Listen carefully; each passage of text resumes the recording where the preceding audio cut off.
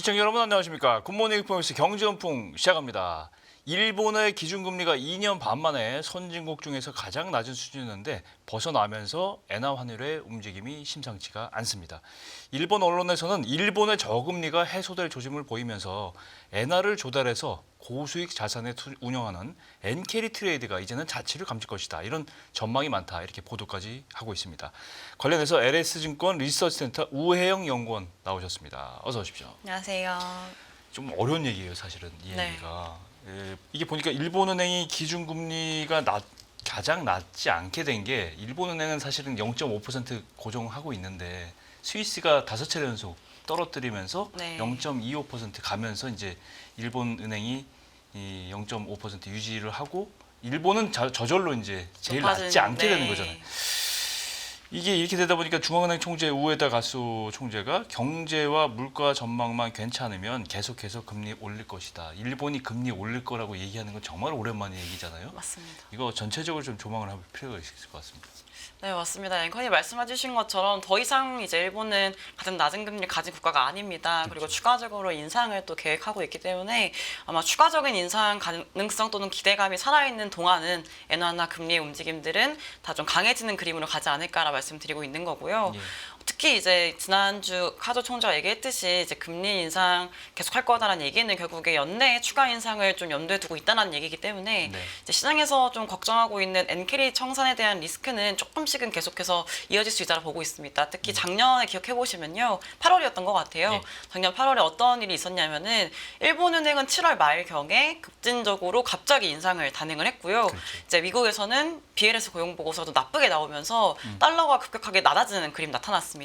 그래서 일시적으로 엔달러 환율이 급락을 하는 현상 발생을 했고요. 일본 금리가 좀 빠르게 올라가는 그림 나왔습니다. 그렇죠. 그러면서 이제 시장에서는 좀 엔캐리 자금 얘기 나오면서 이제 주식시장 중심으로 급락을 하고 했던 모습 나타났었는데 이제 그때는 어떤 좀 이슈였냐면 미국 경제가 좀 괜찮을 줄 알았는데 뭐지 흔들리는 건가라는 우려감이 있었고 예. 일본은행에서는 갑자기 왜 금리를 올렸지라는 생각 때문에 좀 빠르게 뭔가 움직임이 나타났던 것 같아요. 예상치 못했던 그림이었던 거죠. 예. 근데 이제 앞으로는 어떤 생각을 하고 있냐면 이제 미국 경제나 미국 달러는 점진적으로 약해질 거라고 보고 있지 않습니까? 네. 특히 뭐 트럼프 대통령이 자기 의견이긴 합니다만은 경제에 대해서 조금 자신감이 없는 듯한 얘기를 했었고 금리 같은 경우에도 추가적인 금리 인하에 대한 기대감이 여전히 살아있기 때문에 달러 움직임도 점점 연내 쭉 놓고 보시면 약해질 수밖에 없는 그림이고요. 달러 같은 경우에 그런 움직임인 반면에 엔화 같은 경우에는 말씀드린 것처럼 추가 인상 기대되고 있기 때문에 점진적으로 강해질 겁니다. 그래서 정리해드리자면은 작년 8월과 같은 엔캐리 청산 우려가 연내 뭐 남아있을 수는 있겠습니다만은 현실화될 가능성이 굉장히 낮다라 말씀드릴 수 있을 것 같고요. 네. 이제 미국은 약세 움직임들, 달러의 약세 움직임, 금리의 하락 움직임, 이제 일본은 추가 인상 기대감이 살아있는 동안은 금리 상승, 엔화의 강세 움직임 이렇게 보시면 될 것 같습니다. 그렇죠. 엔화가 조금 이제 160엔, 170엔까지 거의 근접했다가 네. 162엔은 작년 이제 고점이었잖아요. 네. 그러다가 이제 낮아졌는데 엔 강세로 바뀌었어요. 그러다 보니까 일본의 금리 상황이 바뀌어서 이제 그런 배경이 된 건데 그동안 일본의 낮은 금리, 초저금리를 활용해서 했던 게 이제 엔 캐리 트레이드 방금 말씀하신 네, 맞습니다. 엔화를 빌려서 싸게 빌려서 고수익 자산에 투자를 하는 이게 이제 굉장히 그 배경이 되는 금리가 낮은 게. 근데 앞으로 이제 엔화가 강세가 되니까 그리고 그 일본 금리가 더 이상 가장 낮지 않으니까 엔 캐리 트레이드 안 할 것이다. 이런 전망이 나오는 거잖아요. 어떤 포인트를 좀 봐야 될지 모르겠어요. 이거는. 그 자금들이 청산되는 거잖아요. 네, 맞습니다. 일부 동의를 하는 부분이 있는데요. 근데 하나 짚고 넘어가셔야 되는 부분은 이제 과거에 엔캐리가 청산이 되는 것에 대한 우려가 생겼다는 거는 그만큼 엔캐리가 많았다는 거지 않습니까? 엄청 많았던 거예요. 네, 근데 그때 좀 지금하고 과거랑 좀 다른 점이 어떤 거냐면요. 과거에는 엔 금리가 굉장히 낮았던 게 굉장히 오래 지속된 건 맞는데 엔화 움직임을 좀 보셔야 될 것 같아요. 그러니까 이전에는 달러가 강해질 때 준기축 통화인 엔화도 좀 강해지는 그림이 나타났어야 되거든요. 동반해야 되는데 네, 근데 이번에 코로나 팬데믹 이후 기준금리를 막 인상하는 사이클에서는 이제 엔화가 제 역할을 못 해줬었어요. 말씀 주신 것처럼 역대 최저 수준까지 엔화가 약해졌지 않습니까? 그렇죠. 과거에는 뭐 연준이 기준금리를 인상하는 그림에서는 같이 조금 금리가 이제 높아지지는 못하더라도 엔화 자체는 좀 강해지는 역할이 있었었는데 더 이상 이번에는 그런 역할을 못 해줬다. 그래서 과거에는 엔화가 점점 강해지면서 뭔가 환율 측면에서도 메리트가 있었었어요. 그러니까 굉장히 금리가 낮은데 엔화는 강하니까 굉장히 낮은 금리로 빌려가지고 환율도 굉장히 우호적인 환경에서 이제 해가지고 외국으로 그렇죠. 나간 거죠. 그렇죠. 근데 이번에는 금리는 낮은데 환율이 그 역할을 못 해줬던 것 같다는 생각을 해요. 그러니까 왜냐면은 원래는 강한 엔화여야 다른 통화를 살 때 싸잖아요. 그렇죠. 근데 더 이상 엔화가 강해지지 못하고 더 약해지는 그림이 가다 보니까 돈을 빌리는 건 싼데 이거를 환전해서 나갈 때 환코스트가 좀 높았다는 생각을 하고 있습니다. 그러네요.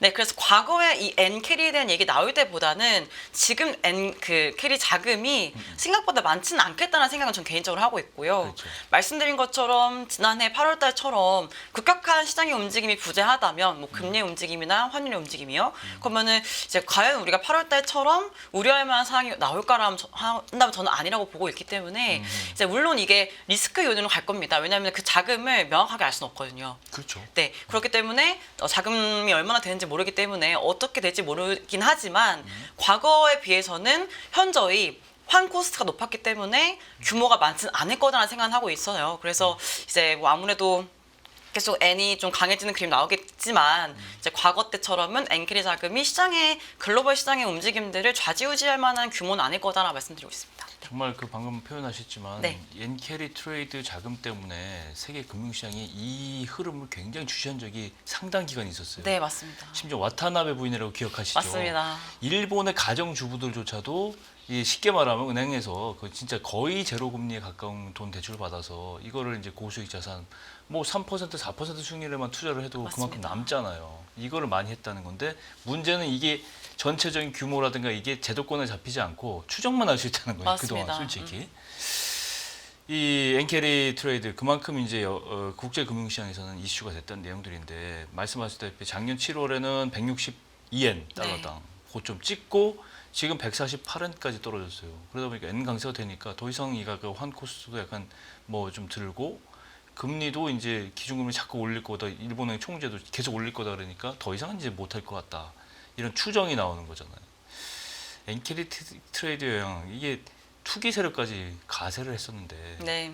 이게 엔캐리 당시에도 엔캐리 트레이드 영향이 커다 추정을 하고 있는데 말씀하신 대로 이제 앞으로는 그럼 엔캐리 트레이드가 확연히 줄어들 것이다. 이게 해소되는 물량이 좀 나올 것이다. 이렇게 봐야 되는 거잖아요. 네, 일단 일시적으로 지난해 한번 우리가 경험을 했던 바가 있었고요. 그리고 그 이후로부터 지금까지 움직임들 보시면은 금리는 조금씩 점점 상승을 했고 엔화는 점점 강해졌지 않습니까? 네. 그럼 추가적으로 뭔가 엔캐리 자금이 들어왔을 거라 생각하고 있지는 않아요. 아직 청산되지 않은 게 남아있을 뿐이지 미청산 추가적으로 있어요. 집행될 그렇죠. 거라 생각 안 하고 있기 때문에 말씀드린 것처럼 이제 좀 뭐랄까 급하게 뭔가 그 임계치에 있는 투자자들은 그때 청산했겠지만은 이제 그렇게 위험하지 않은 사람들은 굳이 뭐 해야 될 생각이 있나라는 생각을 할 수 있을 것 같기도 하고요.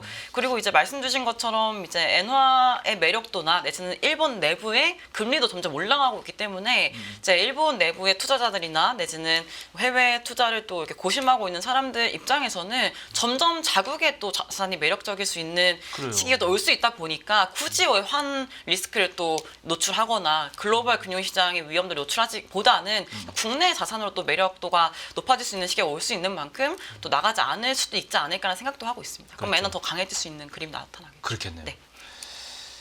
금리 자체를 보면은 이게 저는 기록을 보면서 새삼 느꼈는데 이 한국과 일본의 금리 차는 당연히 한국이 높고 일본은 네. 저 아래 있는데 30년 만기 국제 금리를 보면 이제 역전됐어요. 네. 한국이 더 높습니다. 이제는 지난 주말자를 보니까 한국 30년물은 2.54, 일본 30년물은 2.58이에요. 네, 역전당해 버렸는데 이 2016년 8월 이후 처음입니다. 이게 한 거의 8년 만에 처음인데 이 신호를 두고 일본 경제에 잃어버린 30년은 이제 해소가 되고 일본은 살아나지만 한국이 이제 잃어버린 30년으로 들어가는 시그널이다. 이렇게 보고 이렇게 좀 너무 비관적인 거 아닌가 싶은데 네. 어떻게 보세요?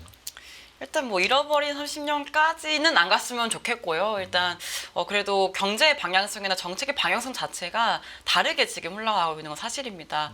쉽게 말씀드리면은 이제 BOJ 같은 경우는 금리를 지금 인상해 나가고 있고 성장 같은 경우에도 잠재보다는 높은 수준이 올해, 내년, 내후년 나올 계획이에요. 전망에 따르면요.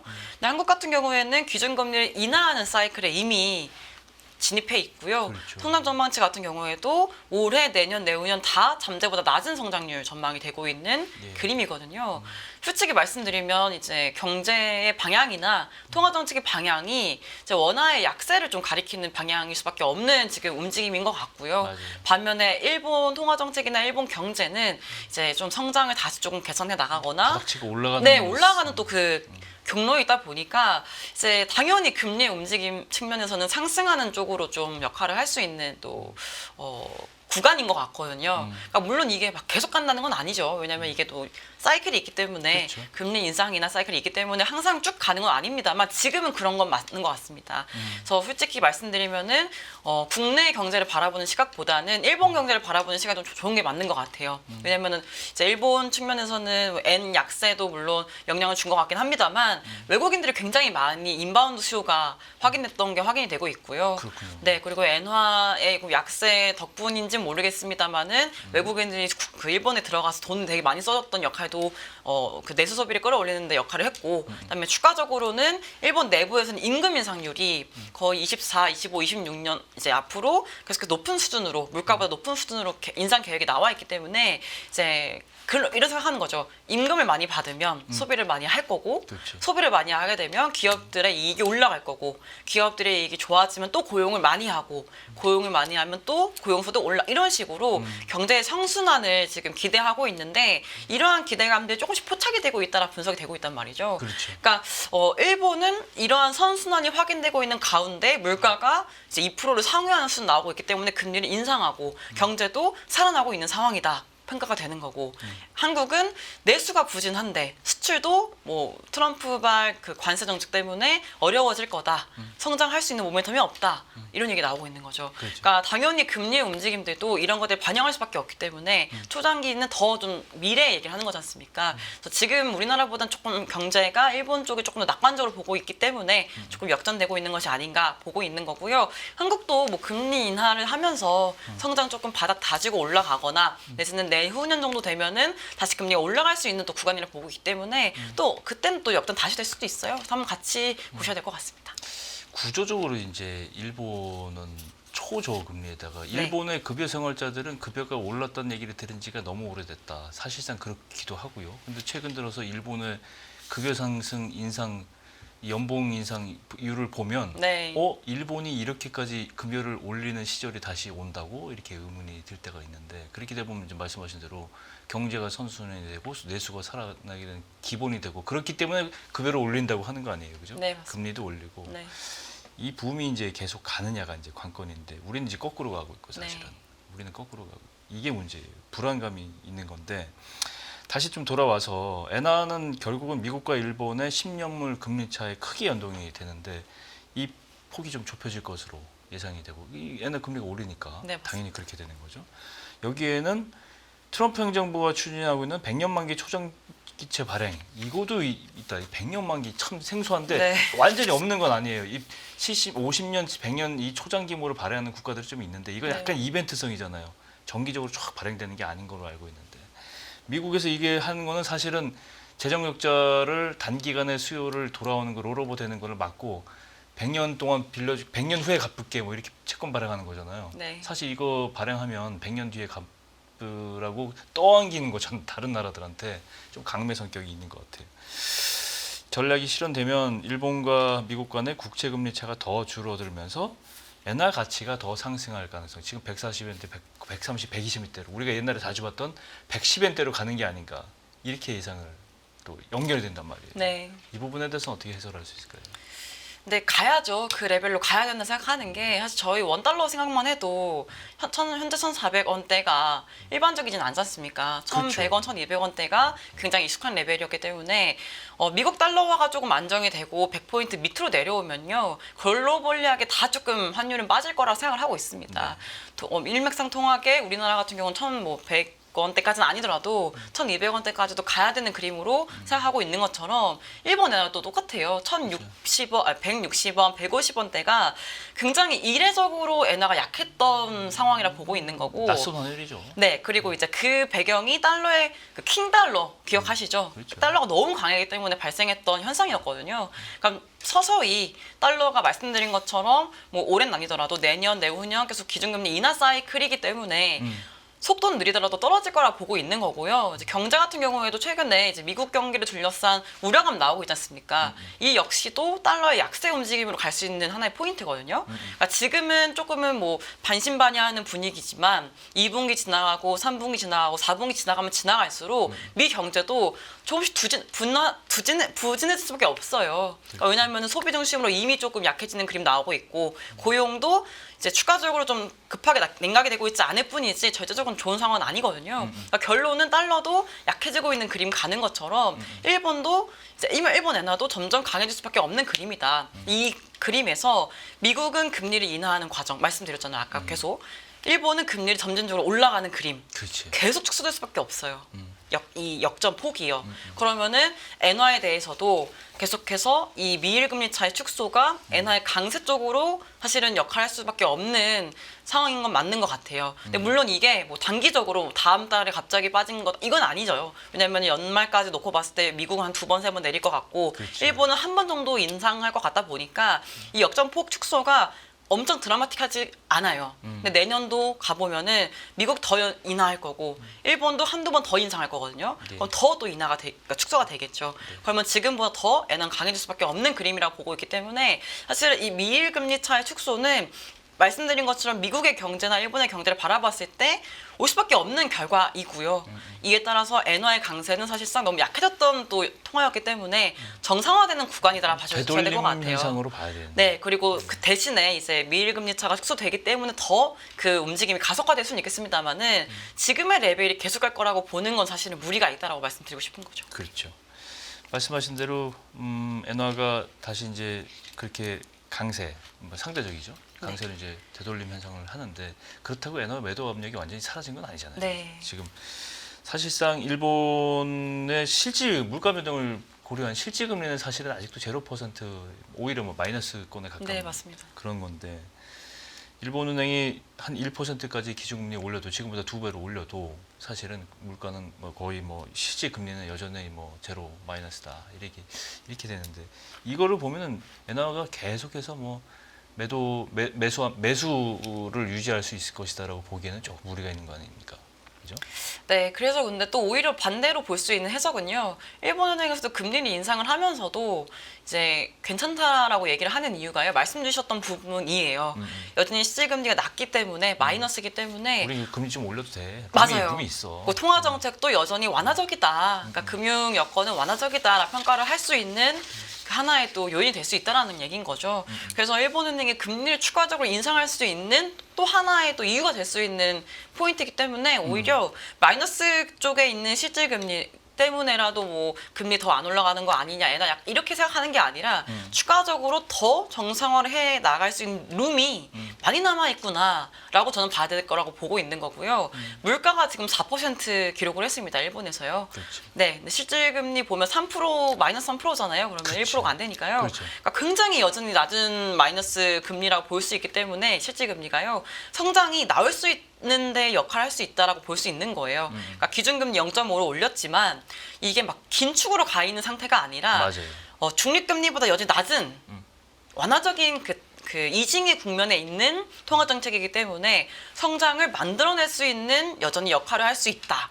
결론은 기준금리 추가적으로 인상을 해야 되는 상황인데 여전히 상황 측면에서는 이제 지금 현재 상황은 완화적인 통화 정책이기 때문에 성장을 만들어낼 수 있다. 그러면 앞으로 추가 인상이 나온다라는 거는 그만큼 성장에 대한 자신감이 있고 물가도 지금 안 빠지고 2% 내외에서 움직이고 있기 때문이다라는 이유라면은 오히려 일본 경제에 대한 시각이 더 좋아질 수 있다는 거죠. 그렇죠. 아, 성장이 나오고 있고 예. 물가도 디플레가 아니고 정상화되고 있구나. 더 이상 디플레이션의 국가가 아니라 인플레이션의 국가고 저성장의 국가가 아니라 조금씩 성장이 나올 수 있는 국가구나라는 인식이 될 수 있는 지금 하나의 시작점이기 때문에 오히려 일본 통화나 일본 자산이나 일본이라는 국가에 대한 매력도가 점점 높아질 수 있는 가능성이 높지 않을까라 저는 보고 있어가지고 물론 지금 금리 인상하는 게 물론 우리가 인상하거나 미국이 인상하는 것처럼 그러한 상황이 아니에요. 너무나 완화적인 어떤 통화 정책, 초완화적인 통화 정책이 정상화되고 있는 상황이다. 이게 계속될 수밖에 없다라는 말씀은 말씀 주신 것처럼 실질금이 마이너스고 성장 조금씩 나오고 있고 물가 너무 높기 때문에 정상화하는 상황이다. 다만 올해 추가 인상을 하거나 내년에 추가 인상을 하게 되면요. 중립금리에 근처 가지 않을까라는 생각이 나올 수 있어요. 그쵸. 그때부터는 달라질 수 있습니다. 어떤 말씀이냐면 추가적으로 인상한다는 것 자체가 긴축으로 갈 수 있다라는 또 하나의 시그널이 될 수가 있기 때문에 그 정책 결정 자체는 일시적으로 엔화가 추가적으로 오버슈팅 굉장히 빠르게 강세가 될 수 있는 하나의 결정일 수 있기 때문에 그 임계치에 오기 전까지는 이제 마음 놓고 보셔도 될 것 같고 한 1% 초반대 중반대까지 금리를 인상하는 그러한 결정이 나온다라는 것 자체는 말씀드린 것처럼 더 이상 일본은 완화가 아니라 긴축으로 가고 있구나. 성장에 대한 기대감이 굉장히 높구나. 물가에 대한 방향성이 굉장히 높구나라고 보시면 될 것 같습니다. 오늘은 제가 질문 준비를 안 했는데 네. 그 다음에 나올 게 그러면 일본 투자 전략 어떻게 가져가야 되냐. 네. 이건 다음에 좀 여쭤볼게요. 알겠습니다. 오늘 시간 때문에 그렇긴 한데 우리 얘기를 좀 해야 되는데 지금 작년 7월만 해도 뭐 850원 주면 네. 100엔을 살 수 있었어요. 그러다 보니까 엔화가 싸고 일본 여행도 가기 편하고 맞습니다. 뭐 수출 수입 물가를 좀 보더라도 영향이 많았는데 지금은 100엔당 980원, 980원을 줘야 100엔을 살 수 있었어요. 이제 엔화가 그렇게 됐죠. 네. 다시 예전처럼 10대 1 비율로 1,000원, 100엔 대 1,000원. 이게 이제 다시 그 시대가 다시 돌아오느냐. 고차가 되는 거 아니냐. 이러면 당연히 그럴 것 같은 생각이 드는데 어떻게 보세요? 네, 저는 충분히 가능성 있는 말씀이라고 생각을 하고 있고요. 과거에 기억하실지 모르겠지만 저희 엔화 바꿀 때요, 이렇게 환전할 때 1,400원까지 올라갔을 때도 있었어요. 있었어요. 네, 제가 중학교 1학년 때라고 기억을 명확하게 하고 있는데요. 그때 엔화가 1,400원까지 올라갔었습니다. 지금 850원, 820, 30원까지 우리가 봤었잖아요. 말씀드렸어요. 엔화가 이례적으로 너무 약했다. 그 이유는 다른 나라 다 금리 인상하는데 혼자 안 하고 있었고 그래요. 일본 경제가 디플레이션에서 과연 살아날 수 있을까에 대한 우려감이 살아 있었고 경제가 괜찮을지에 대한 우려감이 살아 있었고 지금은 다른 상황입니다. 일본이 금리를 올리고 있고요. 반복해드리지만 경제가 조금씩 잠재보다 높은 성장 나오고 있고요. 물가 같은 경우에도 더 이상 디플레 압력이 아니라 인플레 압력 2%를 상회하는 물가가 나오고 있단 말인 거죠. 그러니까 더 이상 엔화가 낮을 이유가 전혀 없는 상황으로 가고 있고 더 그 환경이 심화가 심화가 됐지 더 반대로 갈 상황은 사실은 우리가 예상치 못한 위기가 없는 이상 그래요. 이제 가능성이 낮다라고 보고 있는 겁니다. 그렇죠. 그래서 앞으로 이 환율은 원엔 환율은 저는 계속 올라갈 거라고 보고 있고요. 그래서 그런 생각하는 거죠. 850원에 통화 환전했는데 980원에 하기 너무 아깝다 생각하실 수 있는데 앞으로 생각해 보시면은 1,000원 넘어갈 수 있는 환율 올 거라고 보고 있기 때문에 사실 지금이 가장 조금 우리가 볼 수 있는 낮은 수준 언저리에 있지 않을까라 보고 있는 거예요. 그래서 제 친구들한테도 막 900원 중반대, 950원, 60원 대면은 그래도 지금 우리가 앞으로 볼 수 있는 환율보다는 낮은 레벨이다 보니까 환전할 거면 미리 좀 해놔라라고 말을 하긴 하거든요. 그래서 그만큼 앞으로 환율이 더 낮아지는 그림보다는 높아질 수 있는 리스크가 굉장히 높고 현재 상황에서도 원화 자체가 강해지면 좋죠. 근데 말씀드린 것처럼 금리 인하하는 것 자체는 통화의 약세 요인이고 내수나 수출이 안 나오거나 그래요. 성장이 낮아지는 그림도 원화의 펀더멘털이 약해지는 그림이기 때문에 현재 상황에서는 원엔 환율 다시 빠질 가능성이 거의 안 보입니다. 그래서 뭐 매력도가 낮아진 것 같다 보시는 분도 계시겠지만 근데 조금 더 중기적인 관점에서 보시면은 1,000원대 이상으로 원엔 환율이 간다. 올라갈 가능성이 굉장히 높다라고 보시면 될 것 같아요. 그럼 네. 제가 좀 아까 드린 질문에 답이 나왔어요. 네. 일본 엔화 표시 자산을 꾸준히 매입해 나가는 게 장기적으로 보면 좋다. 네, 그렇게 생각하고 이렇게 있습니다. 되는데 네. 마지막 질문인데요. 엔화 강세는 방금 말씀하신 대로 우리나라 경제와는 굉장히 밀접하고 네. 수출입의 아주 주 베스트 국가니까 양날의 검이 될 수 있어요. 이게 그죠? 수출 기업에는 뭐 엔화 강세가 되면 사실 뭐 좋겠죠. 네. 일본으로 가격 경쟁이 생기니까. 근데 반면에 이제 수입도 많이 한단 말이에요. 더 많이 하는 것 같은데. 엔화 강세가 되면 우리나라는 전체적으로 어떤 포인트를 좀 경제에 미친 영향을 짚어봐야 되는지 몇 가지만 좀 들어주십시오.